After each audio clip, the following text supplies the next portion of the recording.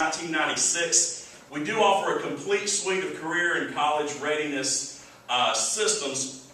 Headquartered in Kingston, Tennessee, just past 11 million learners who have made use of some of the systems that you have available as well, and that I want to be sure that you can access and take advantage of here. Our mission as a company is to ensure that all learners, whether they are secondary level, whether they're adult level learners, have the foundational skills that it takes to be career and college ready. And that's what we're going to work on today. We're going to work some on the perspectives that an educator has compared to the perspectives that an employer has. But we want to be sure that the skills that it takes to be successful are being grown, are being built in our workforce and in the individuals that we serve. Our vision is that every community can do this, and that we can equip you administrators with the tools it takes to implement this kind of change. All right? Now, I said that I go around the country a lot. We have a branch in our company that does nothing but research services. So I will, for example, go into an area, I will do an economic study, I will find the gaps between the programs that are being offered in a technical school, for example, and the occupations that are in demand in that area. We'll find those gaps, we'll make recommendations about programmatic changes that could be made to better align the institution with the local economy. So often what I end up speaking on is this topic. It's the topic of structural unemployment. This is the idea that there's a mismatch between the skills that are available in our workforce and the skills that are actually needed by our employers. So when you have that kind of a mismatch, you end up with scenarios where people can't find work and where businesses can't find labor. For the record, this is not a Photoshop job, that was an actual scenario in Virginia. So how do we address this? How do we address the gap between the skills that our employers need and the skills that our workforce actually possesses? Well, that's what we're going to talk about today. I'm going to go through a simple process. There is nothing earth-shaking about the process. It's intentionally simple. What I'm hoping to do is give you some tools within each of these 4 simple steps to help make this process effective. Number 1 is research. And I'm going to show you a few tools and a few methodologies that you can use to do the research that will inform an effective career readiness strategy. Number 2 is to adapt. When you find those findings in the research, you have to be able to implement those findings in your strategy. And so we'll look at some of those options as well.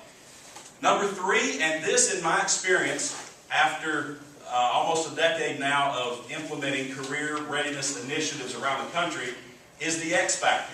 This is the one that determines success or failure of all these different career readiness initiatives, and it's the idea of communication.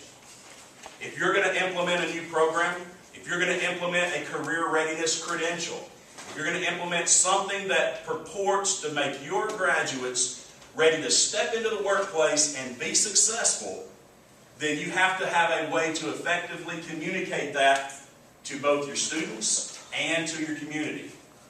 And if you're not able to make that level of communication, then employers don't look for the credential.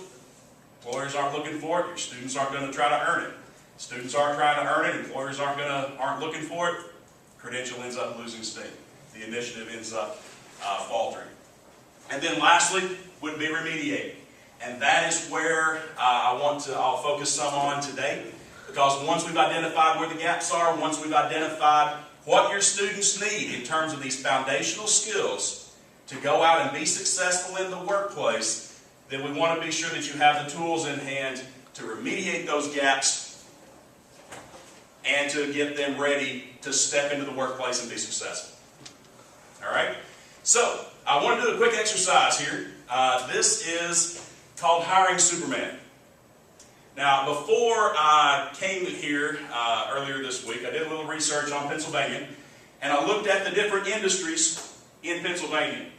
What I have here is all of your different industries at a 2-digit level, all plotted in terms of employment change and average wages. So here's my 0 line. Everything to the left has decreased in employment over the last year. Everything to the right of this line has increased in employment over the last year. Higher you go on the chart, the higher the average wages paid to the workers within that industry. So, if we look at just this upper right quadrant, then we find the Holy Grail. We find those high-growth, high-wage industries that actually offer the best possible career futures for the individuals that we serve. Right? So here's what I'd like to do. Out of those three different industries, and this will sound a little bit vague at first, and I'm doing that intentionally. So because what you decide is important is going to be one of the big factors in this. If I can, I want to divide you out. We have just enough people to do 3 groups here. Can I get you 4 to kind of group together over there? Daniel, can I borrow you to kind of move over here and work with these folks? And then maybe you 4 in the back, if you can turn together. There. And here's what I want you to do. You folks over here are utilities. You folks right here are management of companies and enterprises. And you folks back here are mining and oil and gas extraction. What I want you to do is decide for me 3 things that will be true of a perfect employee in this industry. Now remember, I said that I wanted this to be intentionally vague. I'm not telling you these need to be specific skills. I'm not telling you these need to be technical skills. I want to hear what you come up with. What do you think are 3 things that will be true of a great employee in your industry? Take a few minutes and think about your industry. What do you think will be true about your employee?